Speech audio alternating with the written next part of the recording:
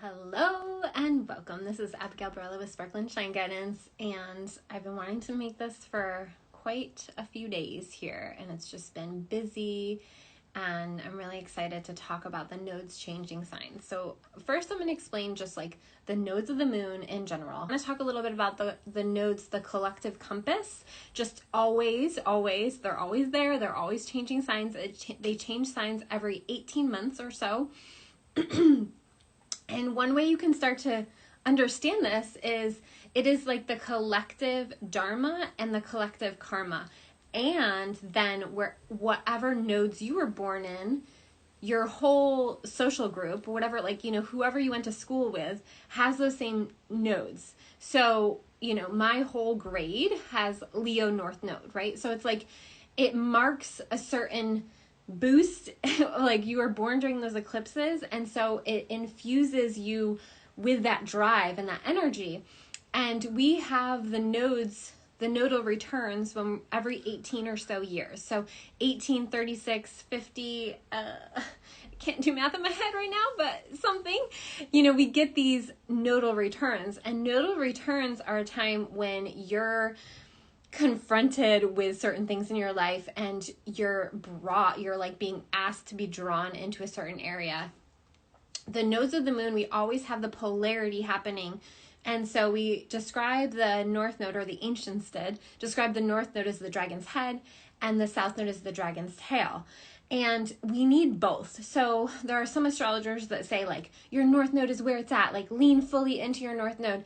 And I disagree. I feel as though it is important to understand and know our north node and where we're going. However, we wouldn't have a south node. We wouldn't have karma, without that south node. And there's a lesson. So that's where our lessons are, our south node. And oftentimes the lessons are painful. Oftentimes the lessons are hard, and our south node shows us where we've been, but also what lessons are there for us to pull from and to drive into our north node. So the south node isn't bad. There are actually lots of gems in our past and our lessons, and there's things that you just know and you just feel, and you can't really understand or really kind of like have words for why you know certain things, but that's your south node. It's either past lifetimes, it's your family lineage, sometimes it's your lessons that you just came in with from who knows where, right? So it's important to understand this in your own chart, and this is why getting a one-on-one with me is so vital, and you can see the link for that in my profile. To know your nodes and to know when they're being activated, because not only do you have the nodal return every 18 years, you'll also get transit. So when I spoke to like the Leo North Node, that if you're born in 1981, I think it's 81 to, because it's, wait, hold on. No, it's 80 to 81. If you're born during that time, you're going to have the node trining your node. So it's just good to know kind of where your nodes are and when they're getting activated by the nodes that are transiting. Okay. So that's always going to be happening. You're always going to be having something happen. And we are meant to lean into our dharma, but not without taking with us the lessons. And sometimes, even though we aren't fully meant to like totally go into our south node, so wherever your south node is in your chart, we're not meant to fully invest all of our time there. However, when there are transits there, you might notice, like I'm noticing when I have south node transits, that you're meant to go back and do something over, or you're meant to rework it. And so it's important to understand that south node, and that it's not a negative, but there are still lessons in this lifetime to go back into with that, and that they're not always fun, but they're necessary. So that's the nodes. The nodes change signs every 18 months or so, and they have to do with the eclipses. And they actually highlight the moon's pathway across the ecliptic. And so it's a way that the ancients learned how to track when eclipses were happening and what signs they were happening in. So the nodes of the moon track the eclipses. And so during this 18-month period that we're moving into on Monday, the 17th of July, we're going to be having the eclipses in mostly in Aries and Libra.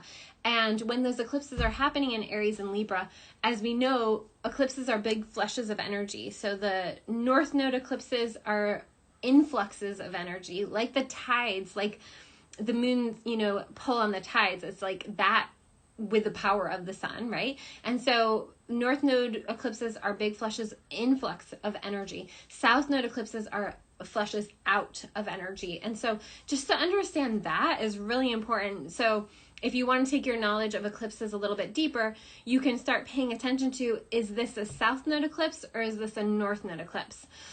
You can look in the chart and see, is it a North Node, so the curve goes over, or is it a South Node, the curve goes under? And when we're having eclipses with a South Node eclipse, so the sun and the moon, or the sun or the moon is highlighting that, it's going to bring in people from our past. It's going to bring in certain elements of our past. It is going to bring in lessons from our past. And then when we have a North Node eclipse, new opportunities, new people might be coming in, soul family, people that you're destined to meet, destined to know. And, the nodes of the moon are called the nodes of fate or the nodes of destiny. And there is this element in astrology that it's all already been done, that time is relative, and that before you came into this incarnation, you chose your lessons, you chose kind of the meetups and the happenings and the hopeful lessons that you were going to take on and not like walk away from or, avoid, which, we're all confronted with that in our life. There's certain times where we know we're avoiding our work. So that's all been destined, that's all been chosen. It's not that astrology is dooming us. It's that astrology is a way to translate the energy that's already there. It's a way to translate what soul lessons you came here to take on. About the nodes changing into Aries and Libra. So if you have Aries and Libra placements in your chart, this is going to be an extra big time. But also, like for those of us who are Leos, we are having Aries or Sagittarius. We're having this North Node trining our placements. So that's really powerful as well. So think about this, like anything that you have in any cardinal signs is either going to be conjunct, opposing, or squaring. So not to go too much into like visualizing the chart in your head, because I know some of you are just learning astrology, but most of you that follow me know a little bit about astrology, enough to kind of follow along. So this Aries North Node is guiding us. I want to talk about the last two transits of the nodes because they were for me, so clear, and they're fresh in my memory for me to share a little bit about. So the first one is the one that we're in until Monday, July 17th, which is the North Node in Taurus. During the North Node in Taurus, themes in the collective were really up around food supply, inflation, cost of food going up, security, a lot of people lost their homes. A lot of people are, struggling, and we're losing the middle class. And this money issues, food issues, security are all Taurus themes, okay? And whenever we have the North Node transiting through something, it's not that it's going to be negative. It's just going to show us, right? Like from this experience, hopefully we're going to make better choices now as we move into the North Node in Aries. But those themes were there, and there were different solutions coming into focus for how we can deal with these things. So a lot of people started growing their own garden. A lot of people started supporting and using CSAs and things like that. And so understanding that there's always going to be the light and the shadow, and that the lessons often have to come from the shadow, because if everything was just light and love, we wouldn't really grow, or we wouldn't have anything to grow from, right? The time before that was during, it was May 2020. May of 2020, the North Node moved into Gemini, and we had information wars. We had fact checkers. We had a lot of censorship, a lot of information. Gemini was being stifled or suppressed. There was a lot of narrative building around a certain theme, which actually led us into the Taurus energy, right? A lot of those inflation things and bank buyouts caused what we moved into with the Taurus North Node. So whatever's happening in the collective is going to affect us, right? Whatever's happening in the collective is going to affect us, but we have the power for how we're choosing to interact with that energy. And so looking at your own chart and looking at where, Taurus, where the North Node in Taurus was in your chart, what you noticed. So where is your Taurus house? What did you notice in the last 18 months? Where did you have growing pains? Where did you move into new realities? Where was the shadow shown to you? And then now as we're moving into Aries, the Aries North Node, South Node in Libra, you're going to want to look at where that's happening in your chart. And as I said at the beginning of this, if you have any planets or placements in either Libra or Aries, whew, deep breath.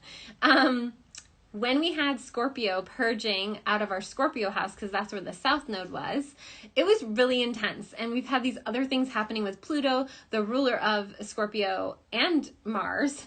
We had this last spring, we had both Aries and Scorpio, both traditionally ruled by Mars, eclipses in those two signs. So any of the aggression that you saw this last spring, or just like interesting energy, just know it's going to be tamed a bit when that South Node moves into Libra. Libra is a sign that's about balance and beauty and justice and peace.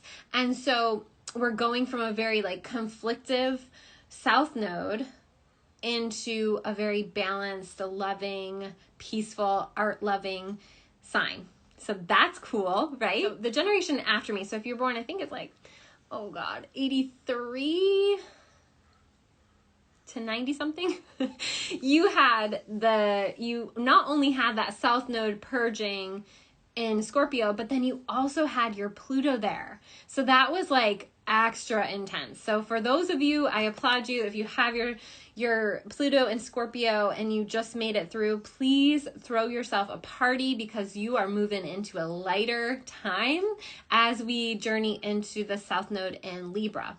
However, if you're born in my generation, so 70 something, 75 maybe to 83.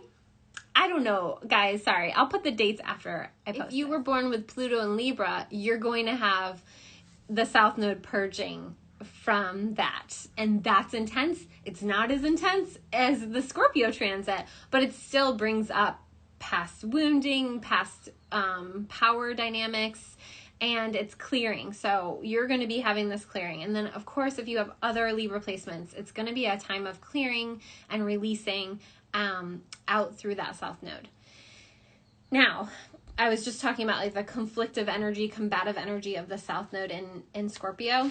Well, the modern ruler and traditional ruler of Aries is Mars. And so we're moving into a very Martian Mars time. So it's bringing out your inner warrior, and it's going to highlight your Aries house for that. So wherever your Aries house is, you're going to notice being a lot more straightforward in that area of life, having this new brevity and bravery coming online, being very straightforward, enterprising. So if you have 10th house or something like that, you're going to be really standing out and working on something that is very visible.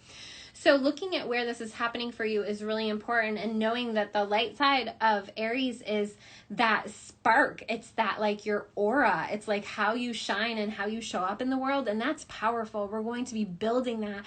Sorry, I didn't bring any water in here. And when we're building that, we are coming back to our OG energy, what we came in to be, what we came in to shine and show up as. And that's really important, because for a lot of people, from what I just talked about with these other transits, we've been through a lot. And so it's time to get back to that OG energy, that oh yeah, I'm here, I am that I am. That is the energy of Aries. That's the highest good energy of Aries. So I want to go into the dates that this is happening. So we start July 17th and we go into January 11th of 2025. So it is an 18-month cycle, and during that time, we're going to have a lot of transits, but the two that I want to talk about are really big, and I'm sure there's others that I just want to focus on those two, because I don't want to spend too much time today on here, because I have other things that I need to do. The two that I want to talk about is one, Pluto squares the nodes of the moon, and this is huge. We were just talking about Pluto. And Pluto is retrograde now back into Capricorn. So it's stirring up a lot of those old things that we've already been through. We're like done with it. We want to be done, but we're not done. And so July 23rd. Okay, so that's when it's exact. But remember, Pluto moves slow. The nodes don't move very fast. So like I said, like in my chart, July 31st, solar return, it's still there. Like it's happening, and it's gonna really start happening as soon as the nodes change sign, which is on Monday, July 17th. So look at where this is happening in your chart. Where are the end degrees of Capricorn? And then where are the end degrees of Aries and Libra? And then of course, don't forget about that other cardinal sign, and that is Cancer. And so it's interesting because the Cancer new moon is on Monday, July 17th. And then the nodes change signs into another cardinal sign. So the cardinal signs are Cancer, Aries, Libra, and Capricorn, okay? And those are the foundational building energies. They initiate in a new season, okay? And so when we like move into Cancer season, we're moving into summer. When we move into, all of those, like we move into a new season. And so because of that, it's really important to look at this energy, like for all of it. It's big. It's a big fresh start. And you really want to look at my whole other video that I did on the Cancer new moon, because that's what's happening. It's like the cosmic reset. And I really hope that you feel that and that you move into that, because the opportunity is there. Don't waste it to really dream bigger, set your intentions higher, and think new thoughts, believe new beliefs. Expand yourself, really go for the gold here, okay? So July 23rd is when we have this Pluto square the nodes. And then the other transit that I want to talk about that is also a slow moving transit is the North Node. The North Node is going to conjunct Chiron, and the South Node is going to oppose Chiron. So I'm going to tell the dates next. After this, I'm going to tell the dates for the eclipses, so for all the eclipses. April 8th, we are having an eclipse that is a total Aries eclipse. It's actually the only one that we're having where it's a total Aries eclipse. Isn't that kind of amazing? We're moving into this 18-month cycle, but that will be the only total solar eclipse in Aries. Back this last spring, we did have an eclipse in Aries, but it was different because the nodes hadn't moved into those signs yet. So it was what we call a hybrid eclipse. It wasn't fully in the energy of the cardinality. So this April 8th, Aries total eclipse will be conjunct Chiron. Okay, so the influence of Chiron is the wounded healer. And so it's going to highlight wounds or issues when the North Node's there around our issues of being solo, our issues with doing things on our own, our identity, core wounds around anything that keeps our aura from glowing brighter, anything that keeps us from being bigger in our energy field. It's going to be highlighted at that time, but ultimately for us to alchemize and move into a brighter future. So that's really exciting. And that's going to be happening. So those are the two things that I wanted to talk about with these transiting eclipses and what they're going to aspect. Now, of course, in your own individual chart, it's going to aspect different things. So that's why getting a reading with me is so important at this time. And the Venus retrograde is also aspecting the nodes. So Venus retrograde is happening and starts July 22nd. This is why I'm doing the Venus retrograde readings, and you can book that through the link in my profile. I highly recommend doing that because there's so many things. There's so many things happening, and it's so helpful to know what is getting highlighted in your chart for you to work with and understanding it deeper in your bones, in your body. Whenever you have a session with me, we look at the chart, I talk about the chart, I ask you questions about maybe what that looks like for you. But then I put that screen away for a moment and we drop into the body, and I ask, like, where is this living in your body? What are the stories that it's telling? And we go in and we alchemize it. Because for me, a reading is great and beautiful and wonderful, but that's not what I'm here to do. I'm here to help you alchemize whatever comes up. So that's what we do. And Damien says, when will Chiron go away finally? Never. It's our Achilles heel that never goes away no matter how much we want it to. always gifts. There's always benefits of being in touch with your Chiron. And yeah. So I didn't say exactly. So we're talking about that conjunction with the North Node and Chiron. It really starts February 2024. That's when it's exact. But again, these are slow moving things. So it'll be highlighted from February to April of next year. Okay. So, and that's, do you know next year is 2024? I just I'm so blown away by that. Okay. Okay. Dates for the eclipses for you to know. And this is something that is also, if you don't already have your planetary planner that I make every year, all the eclipses are in here to journal with, and then you can look back on them and be like, oh, I know what I learned from this last eclipse, or I know that what was highlighted for me then. So they're for sale on my page, on my link in my profile. And they're on sale right now. They are $15 for a digital planner, which is amazing because it has so many journaling opportunities. And some of the journaling prompts are not time-stamped, even though the eclipses are. So that's happening, and that's a good way to track it, okay? So this fall will be the next round of eclipses. So something to kind of consider and think about, and I just love teaching moments. So let's have a teaching moment. So if we're saying that the nodes are moving into Aries and Libra, then we know that we're going to have those eclipses very likely and during Aries time and Libra time. So this is where you can start tracking this stuff. And this is where you can start planning around this stuff, where maybe you don't take a huge trip around the South Node eclipse that's like a lunar eclipse, and it might be a little crazy, you know? So you can start planning around this. Our collective compass is changing directions a little bit. We're moving into the Aries North Node, Libra South Node. So the eclipses will be happening during Aries season, which is March, April, and Libra season, which is end of September, beginning of October. Let's go. Okay. So the first, and as I said, likely will be happening during that time, but we are still in a transition time. So the first eclipse that we have is a partial eclipse, and it is October 28th and 5 degrees of Taurus. And so it's a partial eclipse because we know that the North Node is not in Taurus anymore at that point. And so it's a partial eclipse. It is a full moon eclipse, which means it's a lunar eclipse.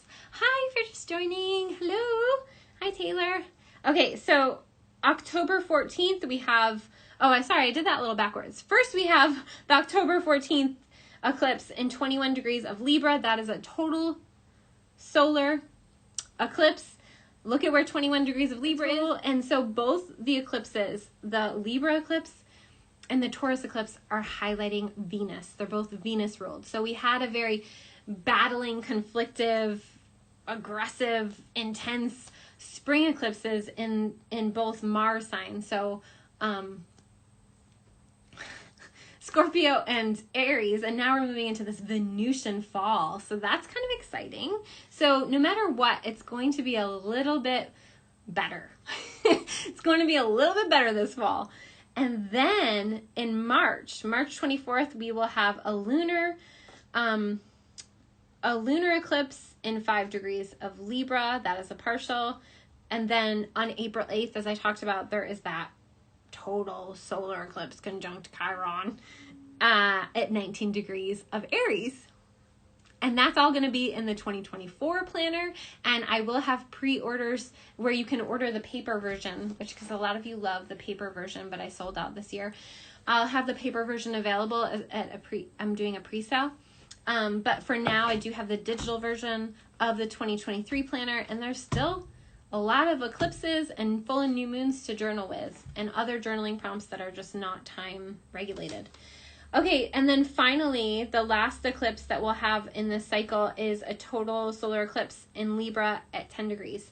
So if you kind of notice, and then we start to move into the Pisces energy, which starts like completely new arena, completely new area, because we will have been completed a whole cycle of moving from Pisces to Aries, because the nodes move backwards. If the nodes weren't confusing you enough, they move back. backwards through the signs. So we start on the 17th of July, tomorrow. We start with the North Node in Aries at 29 degrees, and we work our way backwards. So if you look at your chart and you see what degree your North Node is in, it'll be the same degree in the opposite sign for your South Node.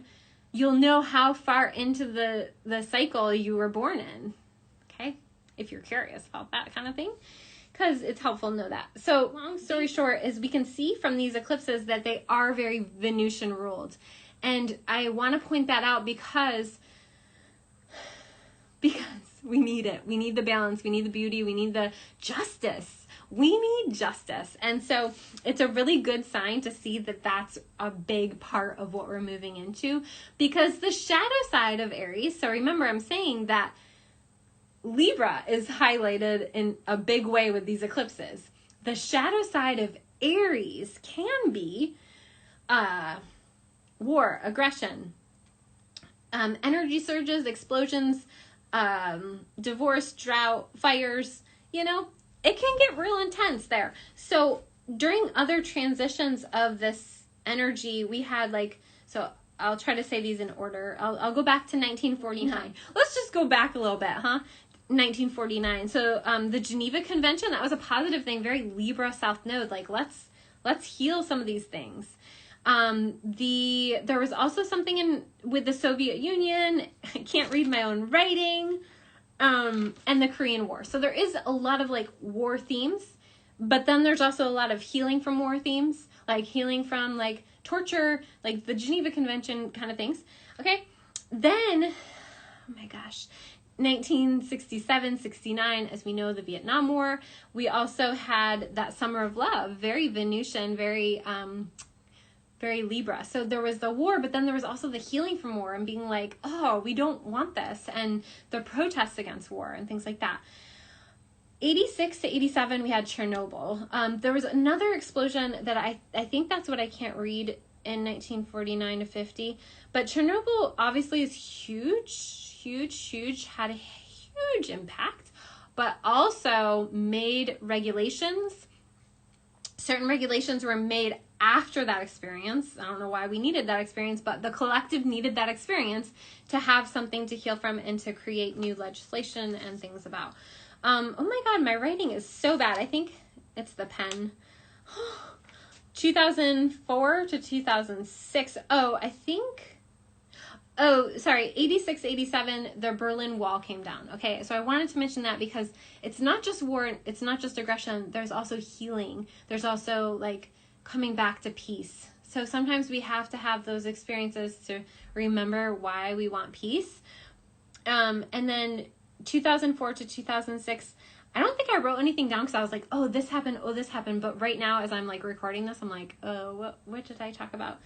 I know what it was. That was, do you remember this time where in 2001, we had this huge explosion, which wasn't, the explosion wasn't during that time, but we had this huge explosion that looked like from the outside, maybe planes crashed into a building. They killed a ton of people in a really big city. And then because of that, we had the weapons of mass destruction war. So the weapons of mass destruction war was happening in 2004 to 2006. And it was all about explosions and stuff like that. And so just be careful with explosions. Don't have explosives around. Maybe we should take those away for a while. But because we have so much influence of the Venusian Libra energy, I see this as a time of justice. I see this as a time of making peace, of a time of bringing nation together, bringing the world together in some way. Having some awareness, because Aries is about sudden awareness, or having an idea and moving with it. Having awareness around maybe the last 5 years and ways that we want to be and ways that we don't want to be, certain regulations or certain things in place to protect the people. Because if you look at Libra is Lady Liberty, it's also the Statue of Liberty energy, and so it's it's about the people.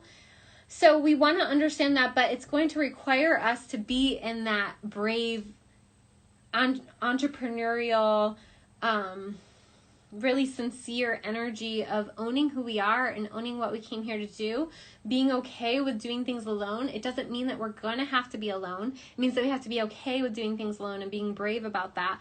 The shadow side too, so there's a commonality between Aquarius energy and Aries energy, and that we are in this age of Aquarius, and one of the shadow sides of the age of Aquarius is isolation, is that thinking you're connected because you're connecting through a screen, but really not feeling connected, and then like getting around people and being like, oh, this is real connection, right? So the shadow side of Aquarius is that isolation, and Aries has that like kind of, I'll do it myself energy, but we know that the Aries energy can actually heal some of that age of Aquarius energy, because even though Aries wants to do it by himself or herself, we know that we are better as a community, and this is very much like Libra, like everyone's point of view and everybody's perspective. So this time might highlight places where you feel alone, places where you feel isolated, and then healing that, or finding the remedy to that, or reconnecting with community through that, and because that's very Libra South Node. Okay, the South Node in Libra highlights also co-enmeshment or codependence. That's the shadow side. So any areas or places where you have been codependent or co-enmeshed, I did bring up like divorce is a highlight of the shadow side of, and it's not always a shadow, sometimes it needs to happen, but it's really highlighted through both Aries and Libra. So we might see a lot of breakups, breakthroughs around breakups, and that might be something that's becoming more common in these next 18 months. And the North Node in Aries really highlights independence, assertiveness, and being decisive. But your decisiveness can make you divisive. So, hence the divorce. So this is really a time for you to kind of understand where your Aries Libra houses are, where you're going to be moving into, releasing from.